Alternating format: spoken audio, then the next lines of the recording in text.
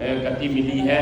मैं ज्यादा नहीं लंबा इसमें बात करना चाहूंगा, केवल ये बात करने की आवश्यकता मुझे लगी है कि जिस धरती से मैं मेरठ से आता हूं चल करके, उस धरती पर एक विश्वविद्यालय हुआ करता था। आज मेरठ जनपद के अंदर ही आज 8 विश्वविद्यालय स्थापित है। साथियों, हमारे उत्तर प्रदेश में 4 मेडिकल कॉलेज हुआ करते थे, आज 86 मेडिकल कॉलेज हमारे उत्तर प्रदेश सरकार के मुख्यमंत्री श्री योगी आदित्यनाथ जी ने निर्मित किए हैं। तो ये एक मैं छोटा सा उदाहरण देता हूं इस बात का, मैं सब जगह देता हूं कि ऐसे हमारा देश किस प्रकार से गति ले रहा है।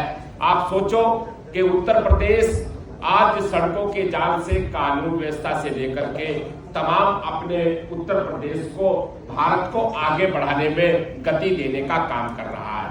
फिर मैं एक दूसरा उदाहरण इसलिए देता हूं कि मैं संस्थापक राष्ट्रीय परशुराम परिषद में भगवान परशुराम में पिछले 15-16 वर्षों से लगातार अनवरत कार्य करता हूं। तो हम जब पहली बार नॉर्थ ईस्ट यानी कि पूर्वोत्तर भारत में पहुंचे और भगवान श्री परशुराम कुंड के दर्शन करने के लिए, उस तीर्थ के दर्शन करने के लिए गए, तो हम जब डिब्रूगढ़ हवाई जहाज से उतरे और वहां से तिनसुकिया पहुंचे और अगले दिन सुबह 4 बजे तिनसुकिया से हम जब भगवान श्री परशुराम कुंड तीर्थ के लिए प्रस्थान करें, तो आप कल्पना करिए कि वो मार्ग कैसा हो सकता है। वो मार्ग केवल एक यानी कि 2 मीटर एक पगडंडी टाइप मार्ग था और उसी पर को हम गए, बहुत ही ऊबड़ खाबड़ होकर के गए, बड़े खतरे को झेल करके गए और भगवान परशुराम कुंड के दर्शन करें। साथियों, आज उस गति को आप देखिए, आज वो मार्ग तिनसुकिया से लेकर के भगवान श्री परशुराम कुंड तक वो 4 लेन मार्ग निर्माण होने का भी अवसर मिला है। तो ऐसा देश हमारा आगे बढ़ रहा है।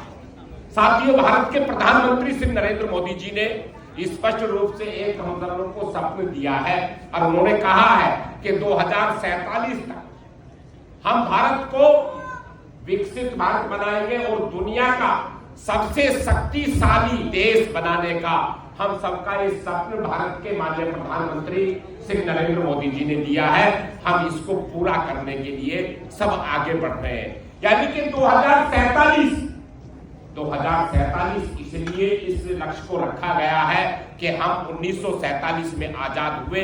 जब हम 2047 में पहुंचेंगे तो हमें 100 वर्ष होंगे और वो हम शताब्दी वर्ष मना रहे होंगे और वो शताब्दी वर्ष हमारा पूरे दुनिया मना रही होगी, क्योंकि भारत विश्व गुरु बन जाएगा उस समय तक।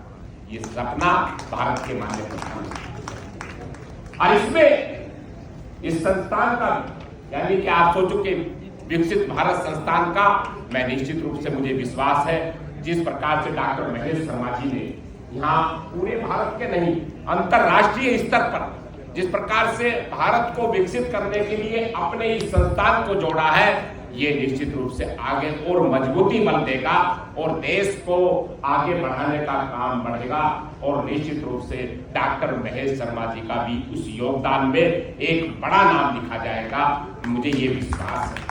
साथियों, आज आप सब लोग बहुत लंबे समय से 2 दिवसीय आपने इस सम्मेलन को ग्रहण किया है, बहुत सारे विचार, बहुत सारे वक्ताओं को आपने सुना है। मैं सभी को हृदय से बधाई देता हूँ, धन्यवाद देता हूँ।